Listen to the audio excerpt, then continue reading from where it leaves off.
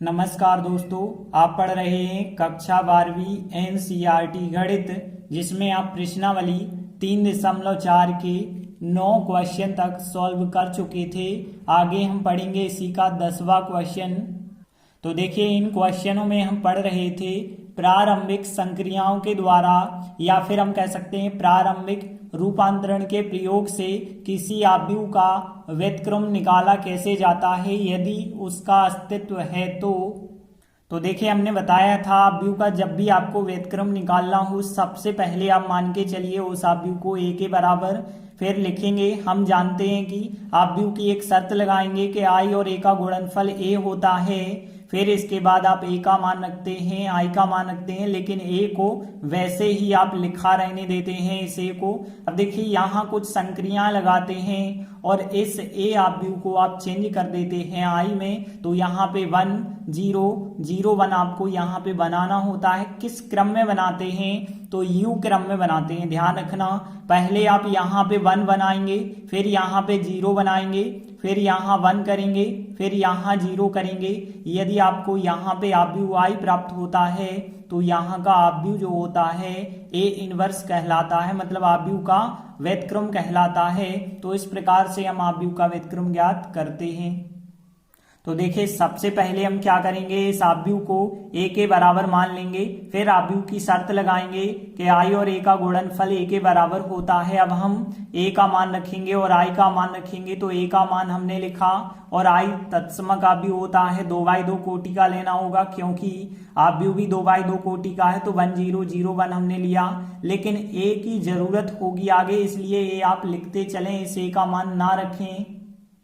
इसके बाद हम यहाँ पे 1 बनाएंगे। तो यहाँ 1, यहाँ 0, यहाँ 1, यहाँ 0 बनाना है। तो आपको पता होना चाहिए, यह कहलाती है R1 पहली पंक्ति और यह कहलाती है R2 दूसरी पंक्ति। तो ध्यान देना, अब हम R1 को चेंज करेंगे और यहाँ पे 1 बनाएंगे। तो 1 कैसे बनेगा? तो ध्यान रखना, जब भी आपको 1 बनाना होगा तो गुणा करते हैं, या फिर हम भाग की भी बात कर सकते हैं, लेकिन 0 बनाना होगा तो हमेशा या तो जोड़ना या तो घटाना करते हैं। तो देखिए, यहाँ 3 के स्थान पे 1 बनेगा, तो कैसे बनेगा? 1/3 का गुणा करना होगा। तो देखिए, हमने लिखा R1 को हम चेंज करेंगे, 1/3 का गुणा R1 में करेंगे। तो देखिए, यहाँ पे R1 में 1/3 का गुणा करेंगे, 3 में 1/3 का गुणा होगा 1, -1 में 1/3 का गुणा -1/3, 1 में गुणा करेंगे 1/3, 0 में करेंगे 0। और R2 को कुछ नहीं करना है, R2 जैसा है वैसा ही लिखिए। इसके बाद देखिए, अब यहाँ पे आपको 1 तो बना लिया, यहाँ 0 बनाना है। तो देखिए, यहाँ R2 को हम चेंज करेंगे। तो R2 को चेंज करेंगे तो R2 में या तो हम R1 को जोड़ेंगे या घटाएंगे। तो देखिए, यहाँ पे यदि हम देखें तो यहाँ पे घटाने में तो और बड़ी संख्या हो जाएगी। R2 में यदि आप R1 जोड़ते हैं, ध्यान देना, R2 कितना है -4 में यदि आप 1 जोड़ते हैं तो 0 नहीं बनेगा, लेकिन यदि आप 4 का गुणा करके जोड़ें, देखिए -4 में +4 जोड़ेंगे तो 0 बनेगा। मतलब सीधी सी बात है, R2 को चेंज करेंगे और R2 में 4 R1 जोड़ेंगे, मतलब 4 का गुणा करके जोड़ेंगे। तो देखिए, यहाँ हमने संक्रिया लगाई, R2 को चेंज करेंगे और R2 में हम जो है 4 R1 करके जोड़ेंगे। तो देखिए, इसके प्रयोग से क्या आएगा? अब यहाँ पे R1 को तो चेंज नहीं कर रहे हैं, तो R1 जैसा था R1 तो वैसा ही लिखा। अब देखिए, यहाँ पे R2 + 4 R1 कर रहे हैं, R2 में 4 R1 को आप जोड़ रहे हैं, -4 में, ध्यान देना, -4 में 1 को आप जोड़ेंगे 4 का गुणा करके, तो यहाँ पे 0 आएगा। यहाँ पे यदि हम बात करें 2 को जोड़ेंगे -1/3 से, तो 2 को -1/3 से आप जोड़ेंगे और वो भी 4 का गुणा करके जोड़ेंगे। तो यहाँ पे 3 दूनी 6 होगा, 6 - 4 करेंगे तो यहाँ 2/3 आ जाएगा। और सेम यहाँ भी देखिए, R1 तो आपको वैसा ही लिखना है, 0 में आप 1/3 को जोड़ेंगे, तो यहाँ 0 में 1/3 को तो जोड़ना है, लेकिन 4 का गुणा करके तो 4/3 बन जाएगा। 1 में 0 को जोड़ेंगे, 1 में 0 को जोड़ेंगे, वो भी 4 का गुणा करके, तो यहाँ पे 1 + 0 मतलब 1 ही रहेगा। इसके बाद देखिए, यहाँ हमें 0 मिल गया, अब यहाँ पे 1 चाहिए। 1 कैसे आएगा? देखिए, 2/3 में 3/2 से गुणा करेंगे तभी 1 आ पाएगा। 3 3 कट जाएंगे, 2 2 कट जाएंगे। तो हम R2 को चेंज करेंगे R2 को चेंज करेंगे, लेकिन ध्यान रखेंगे कि R2 में अब कितने का गुणा करना होगा, 3/2 का गुणा करना होगा R2 में। तो 3/2 का गुणा करके R2 को चेंज करेंगे। तो देखिए हमने लिखा R2 को चेंज करेंगे 3/2 का गुणा करके। तो देखिए R2 में चेंजिंग होगी, R1 में तो आप बिल्कुल नहीं कर रहे हो, तो R1 के जैसे अवयव थे वैसे ही अवयव आपको लिखते चलना है। अब देखिए R2 को चेंज करेंगे तो 0 में 3/2 का गुणा होगा, 0 ही रहेगा। यहाँ 2/3 में 3/2 का गुणा 1 हो जाएगा। 4/3 में 3/2 का यदि आप गुणा करेंगे तो 2 बन जाएगा, और 1 में यदि आप 3/2 का गुणा करोगे तो 3/2 आ जाएगा। देखिए यहाँ पे आ चुका है 1, यहाँ पे आ चुका है 0, यहाँ पे 1। अब यहाँ पे आपको 0 बनाना है। तो यहाँ पे यदि हम देखें तो R1 को हमें चेंज करना होगा। तो देखिए R1 को चेंज करेंगे तो R1 में क्या हम R2 को जोड़ने पे देखिए क्या प्राप्त होता है, -1/3 में यदि हम प्लस का 1 जोड़ भी देंगे तो 0 नहीं बनेगा, लेकिन 1/3 का गुणा करके जोड़ें तो बिल्कुल 0 बन जाएगा। तो यहाँ R2 में हम 1/3 का गुणा करके ही जोड़ेंगे R1 को। तो देखिए यहाँ संक्रिया लगाई, R1 को चेंज करेंगे हम और R1 में R2 को जोड़ेंगे 1/3 का गुणा करके, तभी यहाँ 0 बनेगा। तो देखिए यहाँ पे 0 बन जाएगा।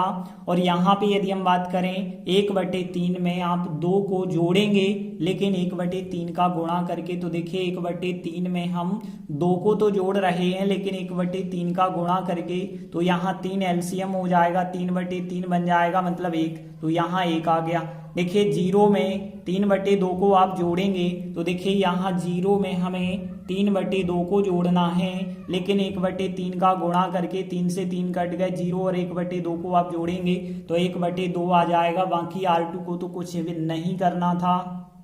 तो इस प्रकार से हमें 1001 प्राप्त हो गया, मतलब यहाँ पे I बन चुका है। यदि यहाँ I बन जाता है तो यह आव्यूह हमारा A इनवर्स कहलाता है। तो हम लिख सकते हैं कि A इनवर्स का मान यह आव्यूह हो जाएगा, क्योंकि कारण है क्योंकि A इनवर्स और A दोनों का गुणनफल I होता है। तो इस प्रकार से 10वां सवाल हमारा कंप्लीट हुआ। इसके बाद देखिए अगला 11वां सवाल भी हमें इसी प्रकार से करना है। तो सबसे पहली चीज आप क्या करते हैं, जो आव्यूह होता है उसे A के बराबर मान के चलते हैं। फिर इसके बाद आव्यूह की एक शर्त लगाते हैं कि I और A का गुणनफल A के बराबर होता है, तो यह शर्त लगा देते हैं। इसके बाद हम A का मान रखते हैं और I तत्समक आव्यूह का मान रखते हैं। तो देखिए हमने क्या किया, A का मान रखा है और I का मान, लेकिन एक A को आप लिखते चलना। अब देखिए इसके बाद हम इसे I के रूप में कैसे बनाएंगे, यहाँ 1 आएगा, यहाँ 0 आएगा, यहाँ 1, यहाँ 0। तो शुरुआत करते हैं हम यहाँ 1 बनाने से। तो यह हो जाएगी आपकी R1 और यह हो जाएगी R2, तो आपको पता ही है। तो हम यहाँ पे 2 के स्थान पे 1 बनाना चाहते हैं, मतलब R1 को चेंज करेंगे। तो देखिए यहाँ 2 को 1 कैसे आप बना पाएंगे, 1/2 का गुणा करना होगा। तो R1 में हम 1/2 का गुणा करेंगे। तो देखिए हमने लिखा R1 को चेंज करेंगे और R1 में 1/2 का गुणा करके लिखेंगे। तो देखिए यहाँ पे 1/2 का गुणा होगा, 1 बन जाएगा। यहाँ 1/2 का गुणा -3, यहाँ 1/2 का गुणा 1/2, 0 में करेंगे 0। बाकी R2 को तो कुछ नहीं किया है, तो R2 वैसा ही लिखें। इसके बाद देखिए हम यहाँ पे 0 बनाएंगे। तो 0 कैसे बनेगा, R2 को चेंज करना होगा। तो देखिए यदि हम देखें तो R2 को चेंज करेंगे तो R2 में या तो R1 जोड़ेंगे या घटाएंगे। तो जोड़ने पे तो 1 और 1 2 हो जाएगा, घटाना पड़ेगा R2 में से R1, 1 में से 1 घटाने पे 0 बन सकता है। तो इस संक्रिया को लगाएंगे। तो देखिए हमने संक्रिया लगाई, R2 को चेंज करेंगे, R2 में से R1 को घटाएंगे। तो देखिए यहाँ पे R1 तो चेंज नहीं किया है, तो R1 जैसा था वैसे ही लिखें। R2 में से R1 घटाएं अब। तो देखिए 1 में से 1 घटाएंगे तो 0 आ जाएगा। 2 में से -3 को घटाएंगे तो +3 बन जाएंगे, तो 1 बचा होगा। 0 में से 1/2 घटाएंगे, -1/2 आ जाएगा, और 1 में से 0 घटाएंगे तो 1 आएगा। अब देखिए यहाँ पे 1 आ गया है, यहाँ 0, यहाँ ऑटोमेटिक 1 बन गया है। तो यहाँ अलग से आपको 1 बनाने की जरूरत नहीं है।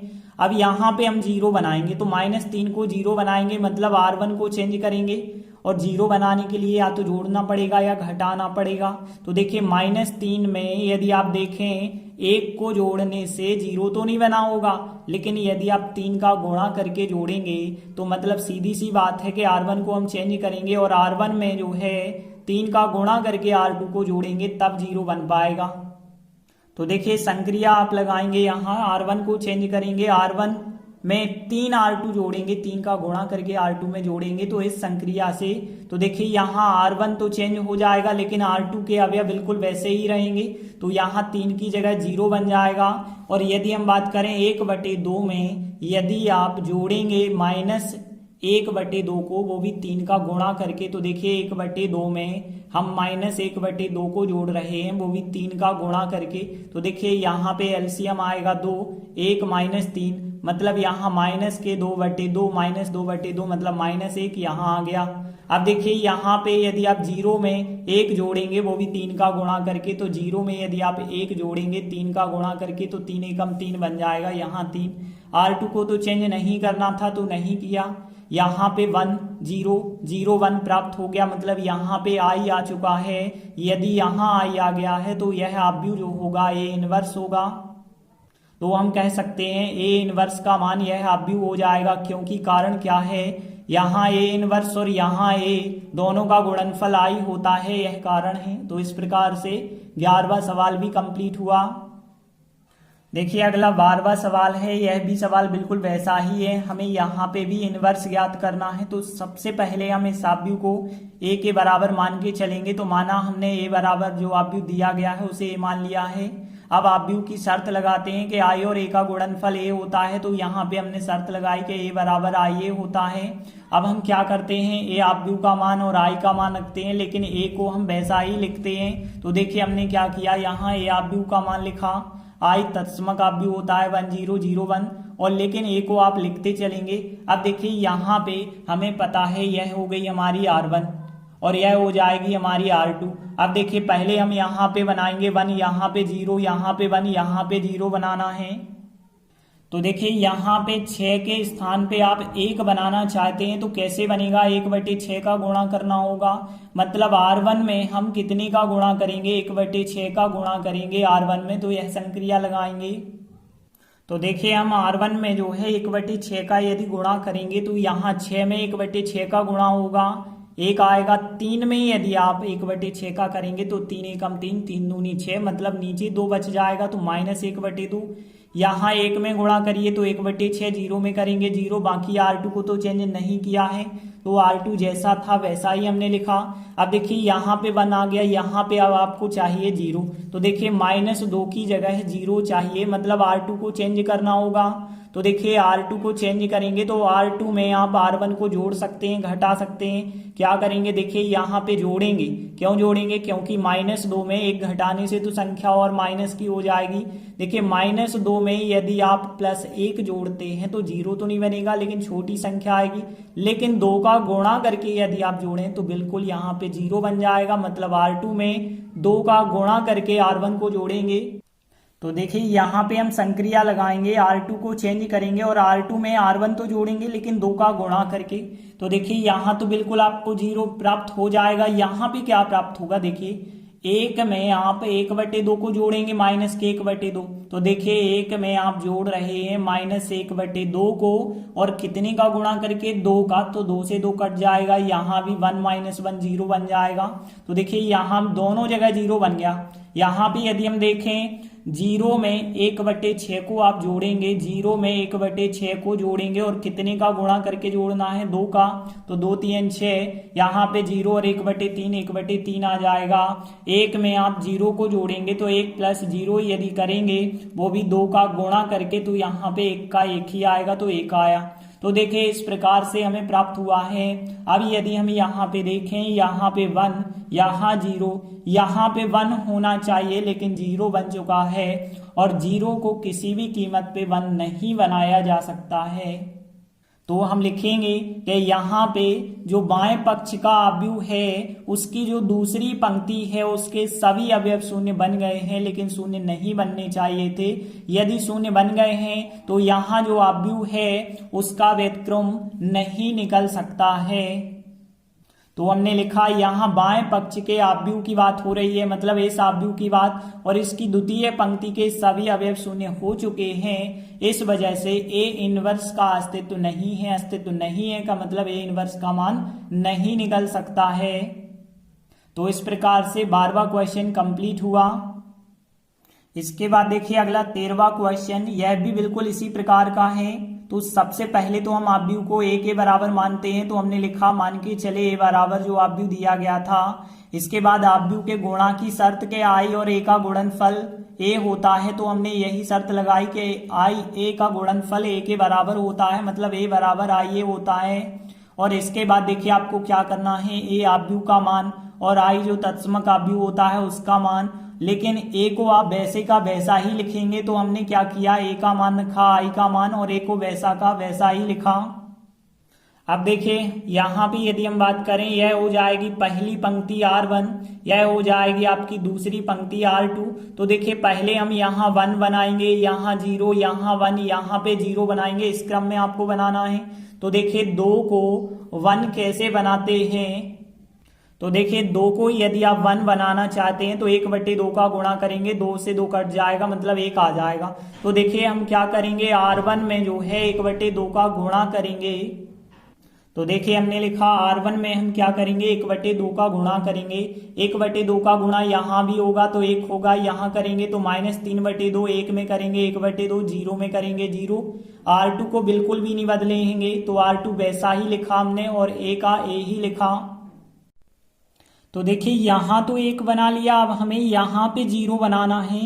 तो देखिए R2 को हम चेंज करेंगे, और R2 को चेंज करेंगे तो R2 में या तो R1 जोड़ेंगे या घटाएंगे। तो देखिए यहाँ R2 में है -1 और R1 में कितना है +1, दोनों को जोड़ने पर 0 बन रहा है।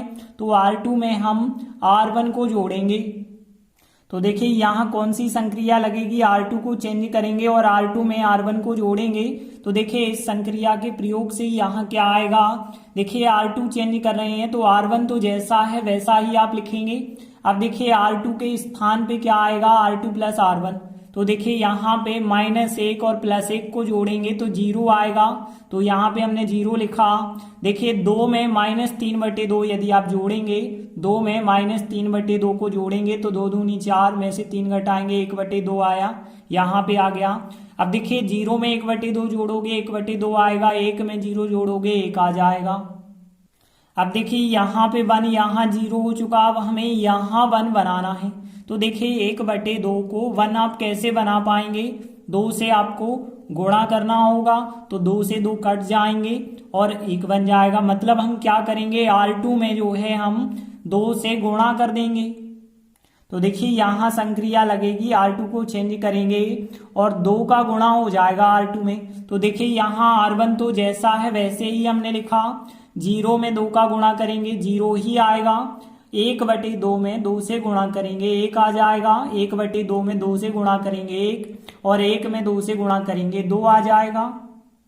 इसके बाद देखिए यहाँ 1, यहाँ 0, यहाँ 1, अब यहाँ आपको 0 लाना है। तो देखिए -3/2 को 0 आप कैसे बना पाएंगे, तो देखिए यदि हम देखें तो R1 को हम चेंज करेंगे और R1 को चेंज करने के बाद हमें क्या चाहिए, 0 चाहिए। तो R1 में या तो R2 जोड़ेंगे या घटाएंगे।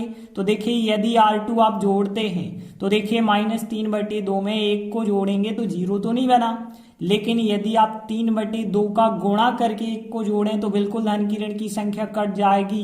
तो हम संक्रिया कौन सी लगाएंगे, R1 को तो चेंज करेंगे और R1 में R2 जोड़ेंगे, लेकिन 3/2 का गुणा करके जोड़ेंगे। तो देखिए हमने लिखा संक्रिया लगा रहे हैं, R1 को चेंज कर रहे हैं और R1 में R2 तो जोड़ेंगे लेकिन 3/2 का गुणा करके जोड़ेंगे। तो देखिए यहाँ पे क्या प्राप्त होगा, R1 चेंज कर रहे हैं तो देखिए यहाँ पे R1 का मान आ जाएगा। यहाँ पे यदि हम देखें तो 1 में यदि आप 0 जोड़ते हैं, ध्यान देना 1 में 0 जोड़ेंगे वो भी 3/2 का गुणा करके, तो 1 का 1 आएगा।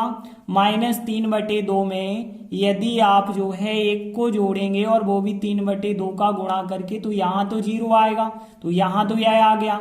देखिए 1/2 में आप 1 को जोड़ेंगे, ध्यान देना 1/2 में 1 को जोड़ेंगे और 3/2 का गुणा करके, तो यहाँ तो देखिए 2 एलसीएम आएगा, 1 + 3 4/2 मतलब 2 आ जाएगा, तो यहाँ 2 हमने लिखा। देखिए 0 में यदि आप 2 जोड़ेंगे, ध्यान देना 0 में 2 को जोड़ना है और कितने का गुणा करके 3/2 का गुणा करके, तो 2 से 2 कट गए, कितना आ जाएगा 3। तो यहाँ इस प्रकार से संख्या प्राप्त होगी। बाकी R2 को तो चेंज करना नहीं था, तो R2 का हमने R2 लिखा, तो देख सकते हैं 1 0 0 1 आ चुका है, मतलब यहाँ पे तत्समक आव्यूह I बन चुका है। तो यहाँ का जो आव्यूह होगा A इनवर्स कहलाएगा। तो अतः हम कह सकते हैं A इनवर्स का मान यह आव्यूह हो जाएगा। कारण लिख देते हैं, चूंकि A इनवर्स और A का गुणनफल क्या होता है, I होता है। तो इस प्रकार से 13वां सवाल भी कंप्लीट हुआ। इसके बाद देखिए 14वां क्वेश्चन भी बिल्कुल इसी प्रकार से करना है। तो सबसे पहले हम क्या करते हैं, जो आव्यूह दिया गया है उसे A के बराबर मान लेते हैं। फिर आव्यूह का हम नियम लगाते हैं कि I और A का गुणनफल A के बराबर होता है, तो A बराबर IA हम जानते हैं कि A बराबर IA होता है, यह नियम लगाया। इसके बाद A आव्यूह का मान, I आव्यूह का मान, और A को आप वैसे का वैसा ही लिखेंगे। तो देखिए हमने A आव्यूह का मान, I का मान लिखा और A आव्यूह को वैसे का वैसा ही लिखा। अब देखिए यहाँ ध्यान देना कि पहली पंक्ति को कहते हैं हम R1, दूसरी पंक्ति को कहते हैं R2, मतलब रो 1 रो 2 कहलाती हैं। देखिए अब हम क्या करते हैं, इस आव्यूह को I के रूप में बदलेंगे, मतलब 1 0 1 0 बनाएंगे। तो देखिए यहाँ पहले बनाना होगा 1, और देखिए आपको पता है 2 को 1 कैसे बनाया जा सकता है, 1/2 का गुणा करके, 2 से 2 कट जाएंगे तो 1 बन जाएगा ना। तो हम क्या करेंगे, R1 में जो है हम क्या करेंगे, R1 को चेंज करेंगे और 1/2 का गुणा करेंगे R1 में। तो देखिए हमने संक्रिया लगाई, R1 को चेंज किया, 1/2 R1, मतलब R1 में 1/2 का गुणा करेंगे। तो देखिए यहाँ 2 में 1/2 का गुणा होगा यदि, तो 2 से 2 कट जाएगा, 1 आ जाएगा। 1 में 1/2 का गुणा करेंगे, 1/2, 1 में गुणा होगा 1/2, 0 में होगा 0। R2 को तो बदला नहीं है, तो R2 के जो अवयव थे वो ही लिखे। अब देखिए हमें यहाँ पे 0 बनाना है, यहाँ 1 आ गया, यहाँ 0 बनाना है, 0 बनाना है, मतलब R2 को चेंज करना होगा।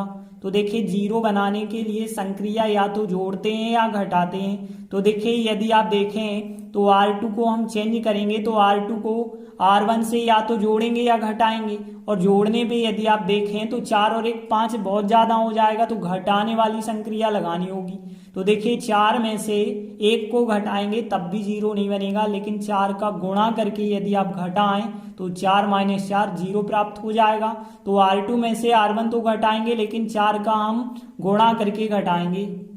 तो देखिए यहाँ संक्रिया लगाई कि R2 को चेंज करेंगे और R2 में से R1 तो घटाएंगे, लेकिन 4 का गुणा करके घटाएंगे। तो देखिए हमें क्या प्राप्त होगा, यहाँ पे देखिए R1 को तो आप बिल्कुल चेंज नहीं कर रहे हो, तो R1 जो है वही हमने लिखा, लेकिन R2 को बस चेंज करना है। तो देखिए क्या आएगा, 4 में से यदि आप 1 को घटा रहे थे 4 का गुणा करके, तो 0 आएगा, बिल्कुल आ गया।